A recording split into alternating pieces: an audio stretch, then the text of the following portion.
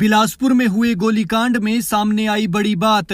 झाड़ू मारने वाले युवक ने चलाई गोली, पहले से रहा है क्रिमिनल बैकग्राउंड। फायरिंग मामले में लिया पूर्व विधायक बंबर ठाकुर के बेटे का नाम।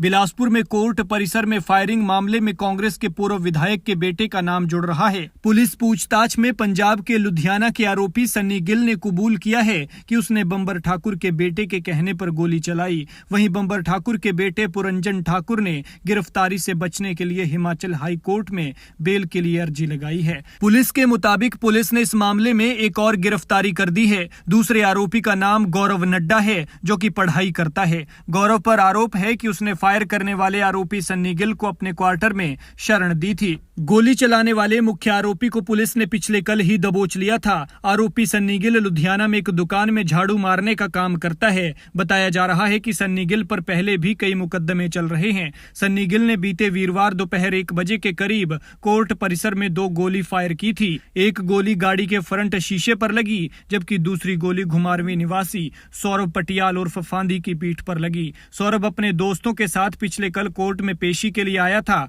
इस दौरान उस पर सन्नी ने फायर कर दिया। सौरभ को बिलासपुर में प्राथमिक उपचार देने के बाद एम्स बिलासपुर रेफर कर दिया है, जहां उसकी हालत खतरे से बाहर बताई जा रही है। दिन दहाड़े फायरिंग की इस घटना से कोर्ट परिसर में अफरा तफरी मच गई। अब इस पर राजनीति भी शुरू हो गई है। बीती शाम को भारतीय जनता पार्टी ने रोष रैली निकाली, तो आज कांग्रेस के पूर्व विधायक बंबर ठाकुर ने प्रेस कॉन्फ्रेंस करके बीजेपी पर गंभीर आरोप लगाए। उन्होंने कहा कि भाजपा उनका राजनीतिक करियर खत्म करने के लिए लगातार साजिश रच रही है। यह गोलीकांड नशे के लेन देन को लेकर हुआ है। इसमें उनके बेटों समेत उनको फंसाया जा रहा है। पुलिस के मुताबिक सौरभ गोलीकांड में घायल हुआ है। सौरभ कांग्रेस के बिलासपुर से पूर्व विधायक रहे बंबर ठाकुर और उसके बेटे पर 4 महीने पहले हुए हमले का मुख्य आरोपी है। दरअसल 4 महीने पहले बंबर ठाकुर पर सौरभ समेत 4 लोगों ने हमला किया था और वे बुरी तरह से लहूलुहान हो गए थे। इस घटना के बाद मंडी रेंज के डीआईजी जी शिवा कुमार भी बिलासपुर मुख्यालय पहुंचे थे। उन्होंने बताया कि देसी कट्टे से गोली चलाई गई है।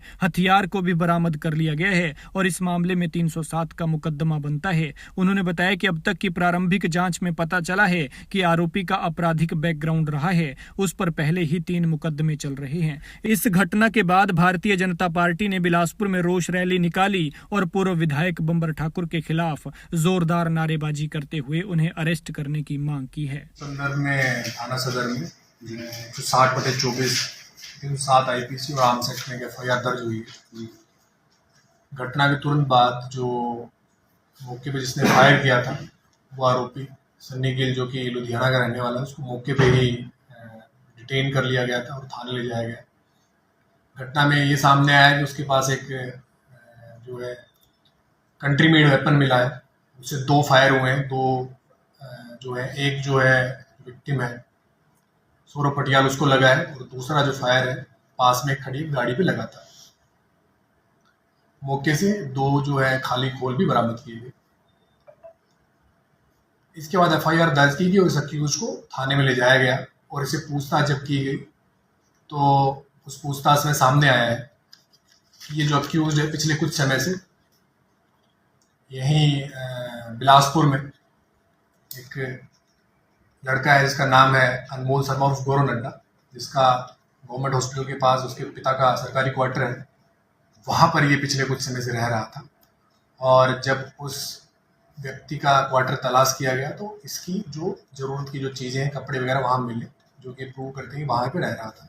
और गौरव नड्डा, अनमोल शर्मा ऑफ गौरव नड्डा जो है वो भी इस पूरी घटना में शामिल होना पाया गया। उसको पता था इस पूरी घटना का और वो उसने इसको शय दी, शेल्टर दिया, अपने पास इसको रुकवाया। इसके पश्चात जो सन्नी गिल मुख्य है, जो इसमें आरोपी जो है जिसने फायर किया था, उसके इंटेरोगेशन में आया है कि इससे जो है कॉन्टेक्ट पुरंजन ठाकुर, जो कि सदर के रहने वाले हैं, पुरंजन ठाकुर सन ऑफ बंबर ठाकुर, उससे ये टच में था और पिछले 20-25 दिन से उससे टच में था। 1-2 बार आया था, आगे वापस चला गया था। अभी पिछले कुछ समय से 5-6 दिन से यहाँ रुका हुआ था।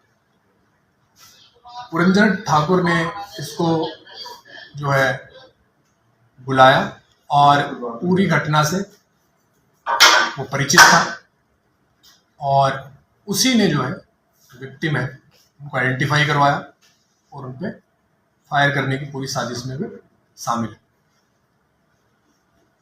इस अक्यूज के लिए विभिन्न टीमें बनाई गई हैं और अलग अलग जगह हम रेड कर रहे हैं और कोशिश कर रहे हैं इसको जितना जल्दी हो सके इसको डिटेन किया जाए।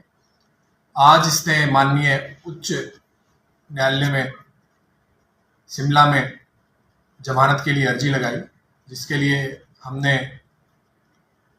हमारी टीम के मेंबर वहाँ गए और उसका हमने अपना पक्ष रखा और इसको जमानत जो है अग्रिम जमानत ना देने के लिए हमने माननीय अदालत में अपना पक्ष रखा।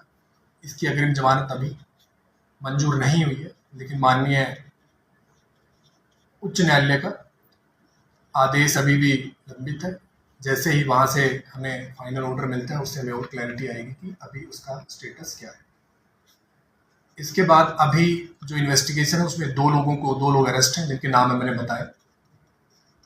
इन दोनों लोगों को सामने हमने कोर्ट में पेश किया था, माननीय साहब के सामने पेश किया था। इनकी 5 दिन की जो है पुलिस रिमांड इनका प्राप्त किया गया है ताकि इनसे और गहनता से पूछताछ की जाए और कौन एसोसिएट और पूरी जो साजिश जो रची गई फायरिंग की उसमें और क्या क्या पहलू हैं उन पहलुओं पे अच्छे से जांच हो सके, इसलिए इनका 5 दिन का रिमांड लिया गया और इनसे पूछताछ अभी जारी है।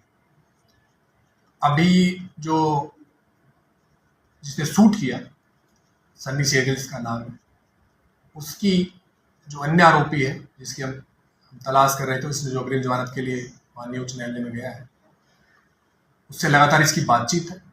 इसने माना है कि उसी ने इसको बुलाया था और पूरी घटना को अंजाम देने के लिए इसको तैयार किया था। उसकी कुछ हमारे पास कॉल रिकॉर्ड्स और कॉल रिकॉर्डिंग्स भी हैं जो कि घटना के बाद भी उससे बातचीत होना पाया गया है। पूरी जो घटनाक्रम है उसमें अभी तक इन्वेस्टिगेशन में पूरा जो साजिश जो रची गई उसमें रंजन ठाकुर का हमें अभी तक रोल सामने आया है। आगे इन्वेस्टिगेशन अभी जारी है। आपके कुछ प्रश्न हो तो मैं